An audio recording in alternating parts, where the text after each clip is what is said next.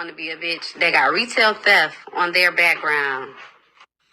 I would never be forcing no nigga to try to be with me after he done showed me with 100 bitches 100 times that he don't want to be with me. I would never be talking about I'm going to kill myself and kill my child over a nigga because he don't want to be with me or he's not paying me any attention. I would never want to be that type of bitch. I would never be calling no bitch phone every single day private, not saying shit.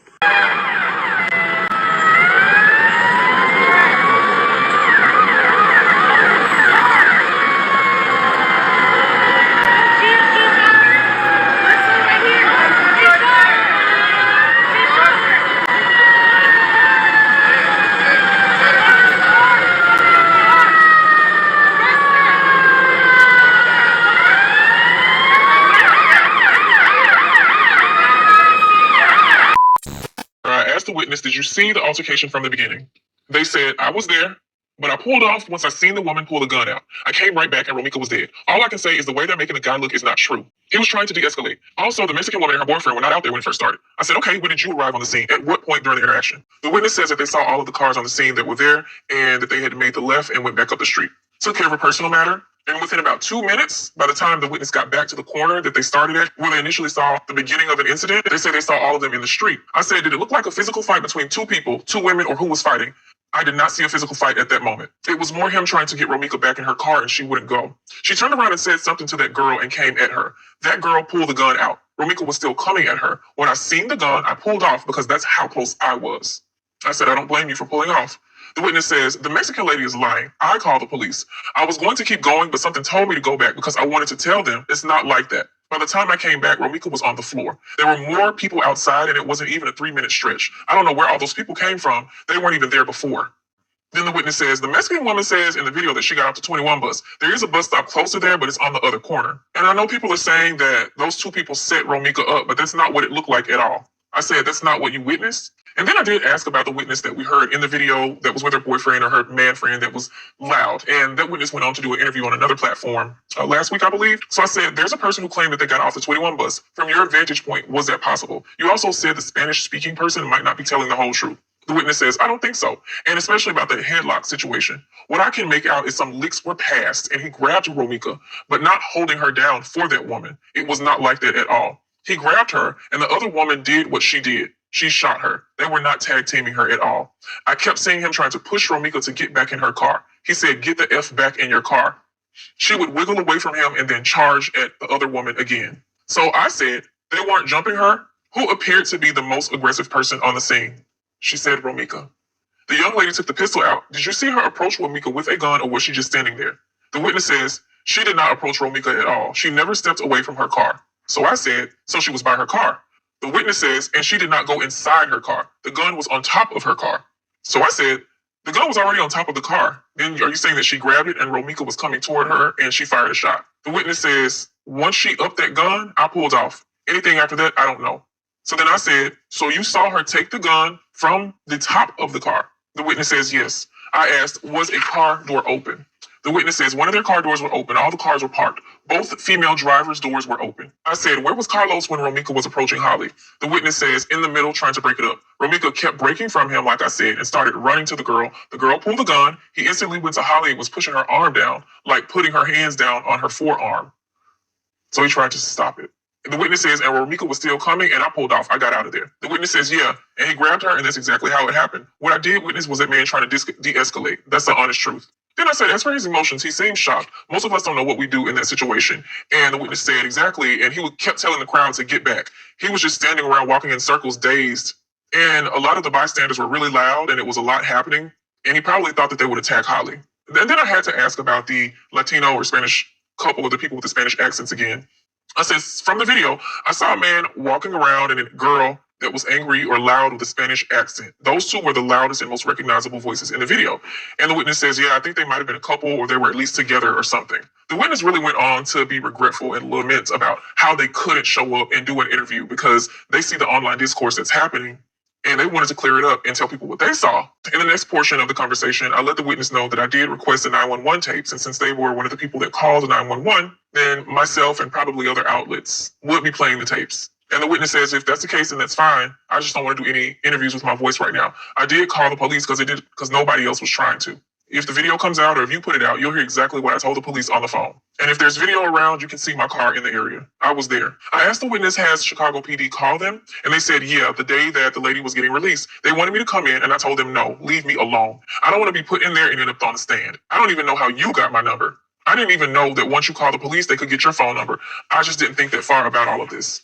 And I told the witnesses why a lot of people don't come forward. They don't want their voice, their likeness, their license plate, and address out there. The witness says, hey, people are going to be really mad at me. The witness also said they didn't want their voice out there because they see what's happening online and the people that are getting demonized in this case, and they don't want to be attacked because what they're saying that they saw does not fit the narrative of who people want to portray the deceased to be. The witness just says, I wish a gun was never pulled. They could have just fought like they were doing, and they could have both been in bed with their babies. But nobody was really right there when it first started.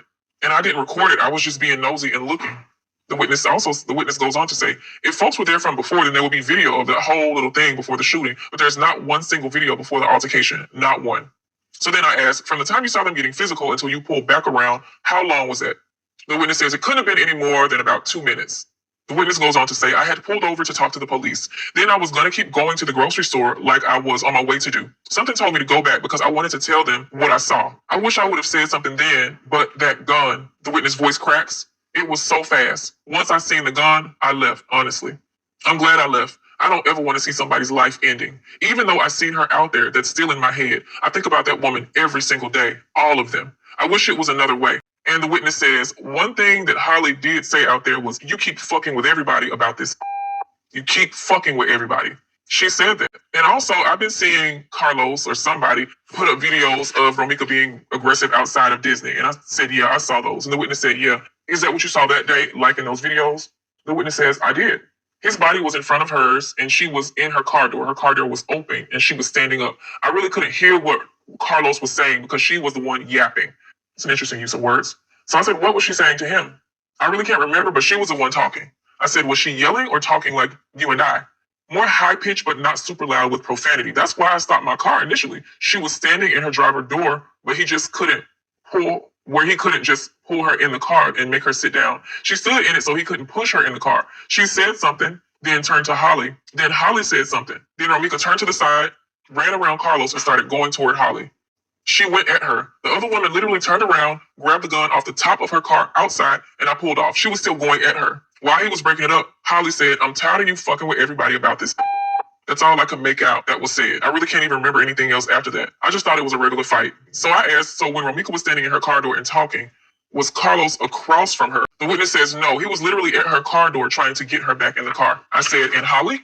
The witness says, Holly wasn't nowhere from her car. She was standing in her car with the driver door open, with her back to the car. She didn't appear aggressive to me until the woman started coming at her. And just to add another point, I got some screenshots from another source, and they corroborate this version right here. And they say that Holly's baby was in the back seat of her car, and Romeca was going for one of the windows. So if that baby was in the back seat and she's going for the window, and keep in mind the restraining order protects Holly and her baby, I'm just trying to understand how we could go from a physical fight to a gun being drawn. The conversation went on for a few more minutes, and I did ask the witness, would they be willing to allow me to record their voice and skew their voice?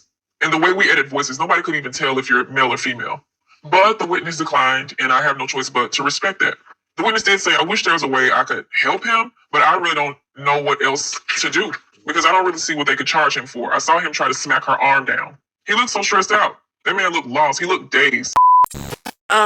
I was actually the one at the scene. So I was the one that was yelling out to arrest her because everybody wasn't doing anything. I was actually the one who called the cops first. And I saw them when they were fighting in the beginning. And I was like, this is not right. He was slamming her with a door when she was standing in her door frame, not even close to the female on the other side. So she was literally standing on the other side of the road, and her baby daddy was literally slamming the door on her back. So she went back into her car, came back out, and then this was when the baby daddy walked towards the other baby mama. After this happened, he grabbed her by the waist. She tried to wiggle away from him. her arm was like literally almost getting free, with his arm around her neck, this time, because he was holding her by the waist in the beginning and she wiggled out, you know. Um, After this happened, he had her in the, like, almost looking like a headlock to me on the side, and then the other baby mama stated, "I'm gonna shoot you, bitch. Watch me shoot you, bitch." And he stated, "Oh, she's gonna go get her gun. She's gonna go get her gun. Watch." And after this happened, she ran to the passenger side of her vehicle, grabbed her gun, went around, and when the woman, the mother, you know, who slipped away from him for at least like maybe a good second, as soon as she slipped away, she shot her in the face, on her side, and in her thigh. And I saw him like holding her for a split second. Maybe he was in shock. This supposedly was your first baby mama. Because when I was on the bus, I heard him and her screaming, and she was literally saying, she was like, "I just dropped off my fucking baby. What? I just dropped off my fucking baby. Are you guys kidding me?" As soon as I got off the 21 bus. And trust me, they got it. You know what I mean? She said she dropped her baby off, and you go. You don't know who she is. You know what I mean? And I was like, arrest her. She needs to get arrested. You know what I mean? They weren't even thinking. There was another black female cop who came up, and a Mexican short cop, and I pointed out, I was like, the gun's in her car. The gun's in the car. Why wouldn't you give him the gun if supposedly this was, a self defense? You know what I mean? If it was like, hey, here's the gun. This is what happened. It was no self defense. I swear to you, it did not look like no self defense. It looked like you because you were just angry or something. You know what I mean? And to me, um, when it wasn't it. She the female that got shot, she wasn't with any gun. She didn't have no weapon, no knives, no nothing. So what was it that frightened you so much? You had to run around your car, go into your passenger seat or whatever the case is, and you reached in to get your gun. Shoot this woman, you know. So to me, it was a senseless. They were arguing because she was pulling up, and I guess they ended up parking. Why was her car parked on the sidewalk? Because I seen she ran towards the sidewalk to get her gun, and it was a small black vehicle, and he had a black truck, I think. And literally, he came out of his truck looking like real, like he wasn't like on anything but being like mischievous, like nothing but like what was like he was planning something, you know what I mean? And I called the cops on the first time I called the cops, it was because he was attacking her, you know, and the other girl was just yelling at her, and she was arguing back. So there was nothing going on for her to be like, "Oh, I'm gonna step back over here to go get my gun," you know. She was nowhere near her. I am finally starting to get some answers to some of the questions that I had in the beginning of covering this case. Justice for Romeca. Please smack that thumbs up if you haven't already, and please hit that hype and like button. So as you see, there are so many angles to the incident that happened on September 8th. There were many witnesses out there. One of the questions that I had in my second live stream, I wanted to know, when was the last time Romeca has spoke to Carlos? If she has spoke to him on September 8th or not. How did they end up, now that I'm finding out what's being said, at the same place at the same time? Was it a coincidence or was it planned? So there were many reports written, and this is coming from Holly's lawyer and a communication between her and the judge. Once I found out that Carlos was parked in the middle of the street, I wondered if he had blocked Romeca in. And looking at this report, this is what it's looking like. So it reads right here at the bottom, it should be noted that when the video from Sharks was sent, there was a label stating that the video was 35 minutes offset. So although the video shows Smith exiting the alley, I knew nothing about an alley, says at 8:21 mark, that is incorrect. It was 8:56 a.m. in the time Smith exited the alley. Similarly, the video from Sharks capturing the victim making a U-turn on Cermak was sent with a label stating that the video was off 35 minutes offset. So, although the video states that 8:22 is when she made the U-turn, the correct time of the U-turn is 8:57. So with that being said, let's go here. It says at approximately 8:56, Smith black Mercedes-Benz SUV was captured coming from an alley, turning left on a state street and turning right onto Cermak.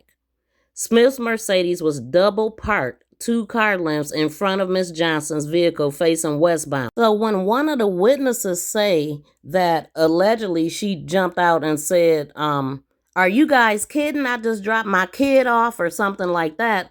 Okay, that would make sense because you just stopped in front of me. You're blocking me from moving on. What's really going on? Let me know what y'all think in the comment section.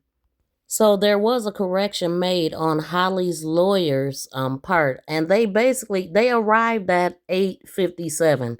They arrived at the same time. So when they focus in on this part, the victim blocked Miss Johnson's car by double parking her white Kia on Cermak facing westbound. What about Carlos blocking the whole street where when Romeca made the U-turn, she couldn't get through because he was blocking her? And then it goes on to say that now Miss Johnson and Smith did not invite the victim over. She didn't need to be invited over. She was trying to get to work, according to what I'm looking at right now and according to what I believe anyway. The audio that comes next is a Holly supporter. Her name is Talk with Amora. Please check out her channel. I will link her, I will put her link in my description box of this video. She had a conversation with Carlos, and this is what he had to say about their conversation on September 8th, 2025, the day that Romeca was unalived.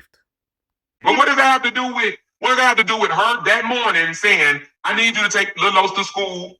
And he's like, no, you need to take him. You already running late anyway. You go ahead and take him. And she calling him 10 times, back to back, back to back, back to back, back to back, back to back, back to back, until he turned his phone off. And I say 10, but hell, it probably was more than that. And he probably was trying to avoid her running into Holly. The fact that he told her he wasn't going to be able to do it, for her to do it, she had no reason to bust that you. She'd already dropped him off. She's already late, so go to work. If you late, why you ain't go to work? But you know what? I don't know. That's for them to figure out, to be honest with you. He did ask her. He told her no. So did you know that Carlos and Romeca talked that day? Because I surely didn't, and I definitely believe every word. So I'm wondering if this is what they call the alleyway that Carlos was coming from, which is what I talked about in one of my live streams trying to figure this out. I wondered, why didn't they round this corner? Why didn't Holly park? Why wasn't her car parked on the other side instead of where Romeca was going to be? So it's really looking like they ran into her on purpose. And finding out there was a conversation that day really changes the game. Another thing, people are acting like this school and the location was not really like right across the street, So this would have been Romeca's route. And this is what she would have seen. So when you look over here to the left, this is exactly where Holly and Los would have been sitting at. Why? Why were they sitting there right where they knew that she would be?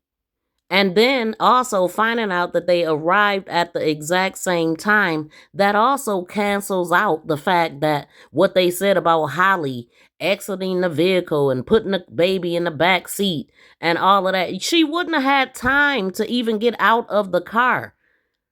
So Romeca wouldn't have seen Holly. If they arrived at the very same time, Holly wouldn't have even been out of the car.